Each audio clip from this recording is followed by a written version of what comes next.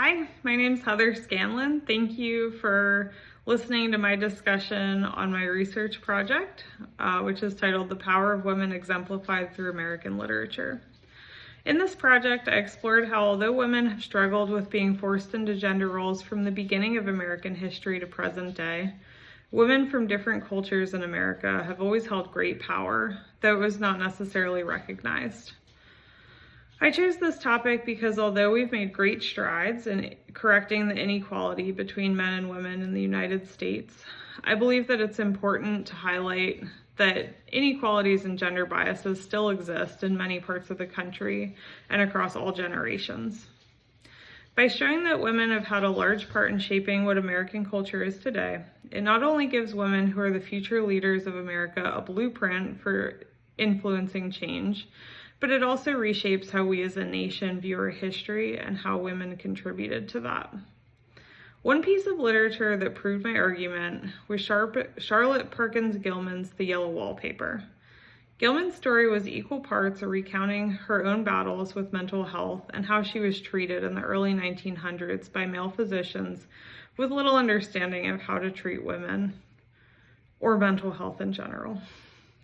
Research into the medical treatment of mental health during this time period was gruesome, but especially towards women.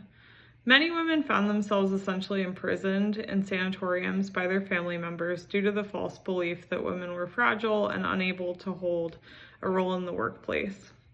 Gilman's work opened the conversation on not just mental health and the perceived fragility of women, but opened the door to women considering paths outside the home and outside of child rearing, which would later incite change over women's roles in the workplace.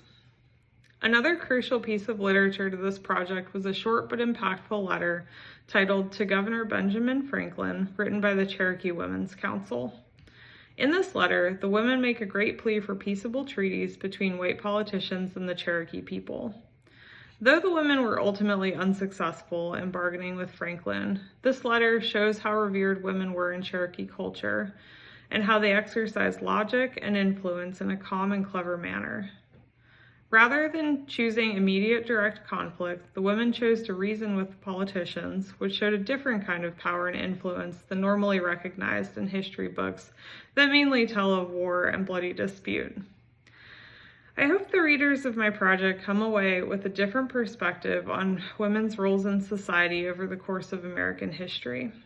I hope that if you've ever considered women to not be as capable as men of making decisions or being strong leaders, that my examples throughout American literature sway that opinion through proof of many women over the years doing just that.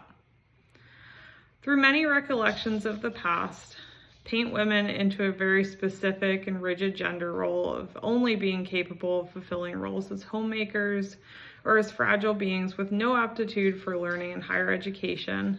By exploring the contributions of women in American literature, we can clearly disprove these unfair and untrue biases. Thank you so much for listening to my discussion.